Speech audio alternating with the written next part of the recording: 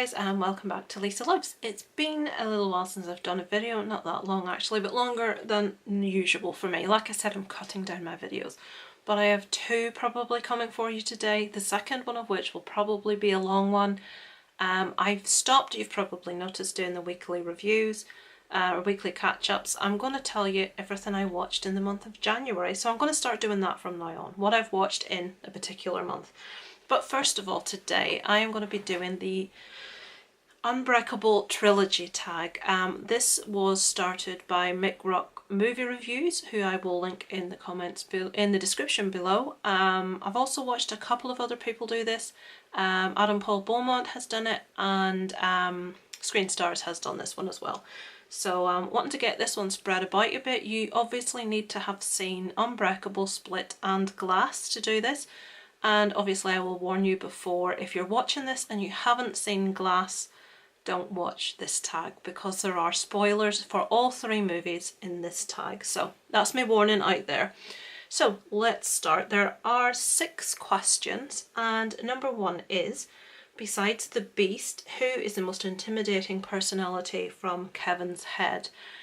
I'm afraid I'm going to have to answer the same as pretty much most people on this one. It has to be Patricia. Patricia is calling all the shots. Patricia, although originally, especially in Split initially, appears to be quite harmless, appears to be quite the calming influence.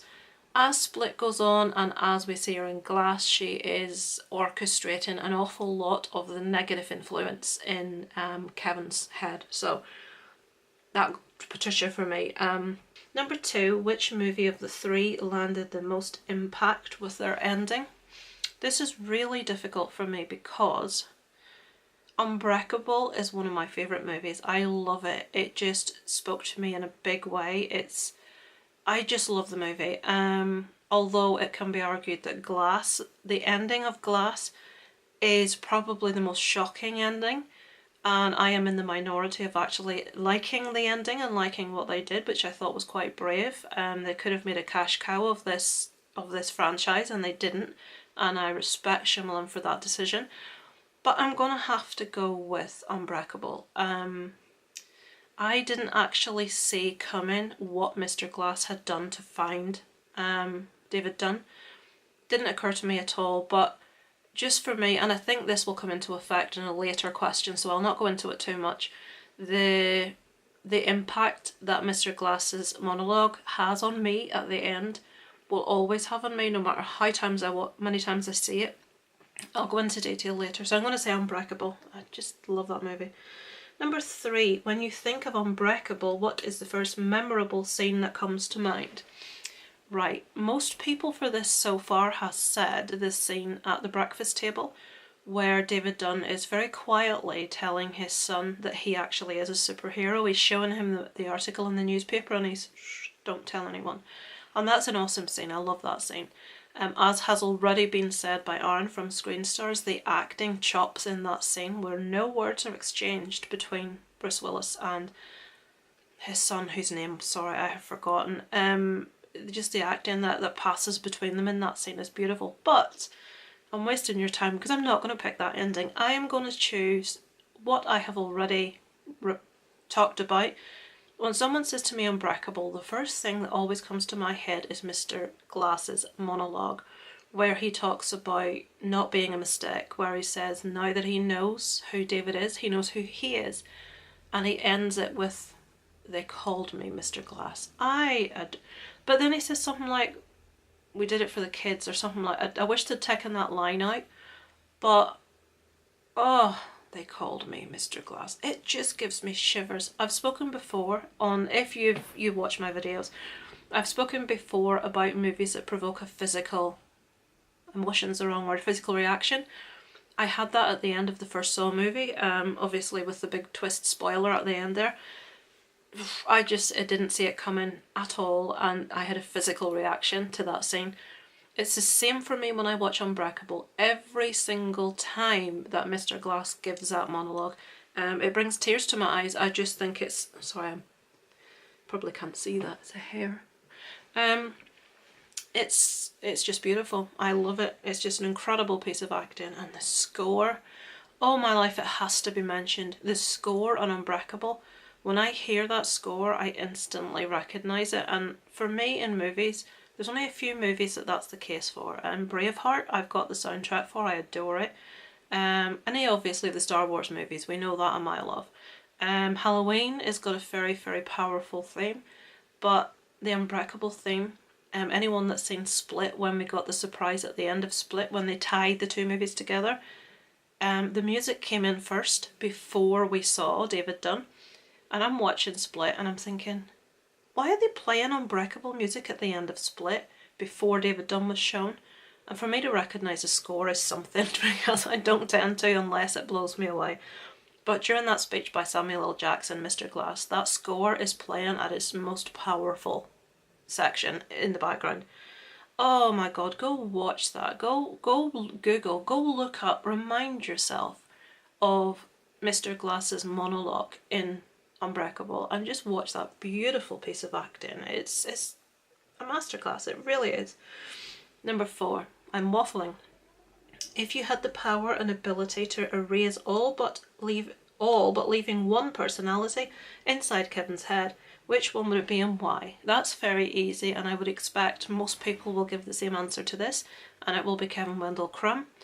Some people may say, I should have looked into this before I did this tag. The young lad, forgotten his name, it's gone.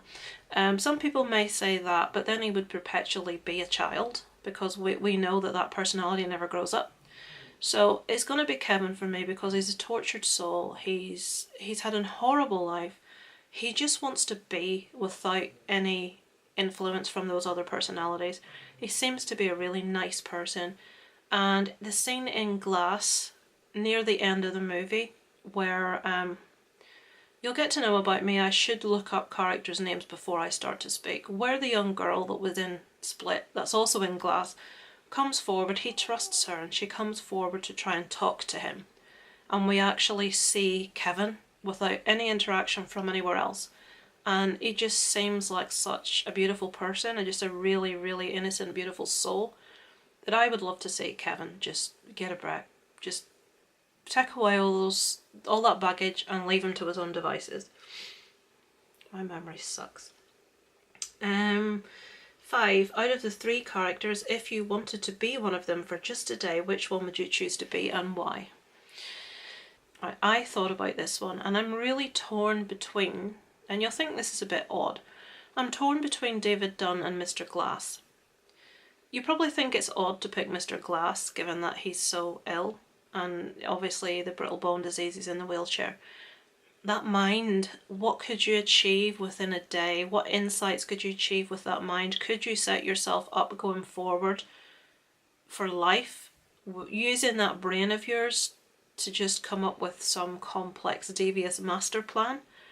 With David, the only thing that you've got is that you are unbreakable, and that appeals to me. Being ill and having like the illnesses that I've got, and I used to be so fit and so active, and the thought of being able to be that again for a day, just both makes me, I would love it, but it makes me sad to feel that then I would experience something that I know I will never have again, just to go back to me. So that, I struggle with that. If I picked David Dunne, it would be to do good. I'm sorry, I'm going to be horrible. I would go out and seek out some of the world's most nasty people and put an end to them, I'll be honest. If I was David Dunne, you would have to be David Dunne to do something that mattered. You'd have to use your power for something that matters. Would I want to go out and do that? Possibly not. Would I do that? Possibly. But I'm going to pick Mr. Glass, because I feel that brain power, that is just such a complex individual. I feel that you could make more use of that brain for 24 hours than you could physical strength for 24 hours. So yeah, Mr. Glass. Sorry, that's a really convoluted, waffly answer. I needed to talk myself around to, what one I would choose. Lastly, number 6. If you were to hire a bodyguard, who would you want, David Dunne or the Beast? I have to hark back to Aaron's answer for this, which really made me laugh. You want someone that's strong, clearly, but if you pick the Beast, everyone would be suing you because he would be eating people. That amused me. That really made me laugh. In Aaron's really deadpan, droll delivery. I just thought that was so funny. So he picked David Dunne, and I'm going to pick David Dunne because David Dunne stands for good. He stands for all that is good. I wouldn't want a bad guy being my bodyguard because God only knows what he'd get up to and what he would do. It would be David Dunne because he's unbreakable, he's strong, and he stands for justice and all that's good in the world. So there you go. That is the Unbreakable tag. I am not going to tag anyone on this because I am not entirely sure who has seen all three movies. A few people I know have, but the people that I know that have seen them don't do tag videos, so it would be stupid of me to tag people I know aren't going to do the tags. So if you have seen all three movies, I encourage you to do this one. It's really interesting. It provokes a bit of thought and a bit of waffle, and it gives us something to watch. So yeah, that's Mick Rock Movie Reviews is responsible for the tag. As I said, I will link him in the description. Let's a few more people do this one. Have some fun with it, and I look forward to speaking to you next time. Over and out from Lisa Loves.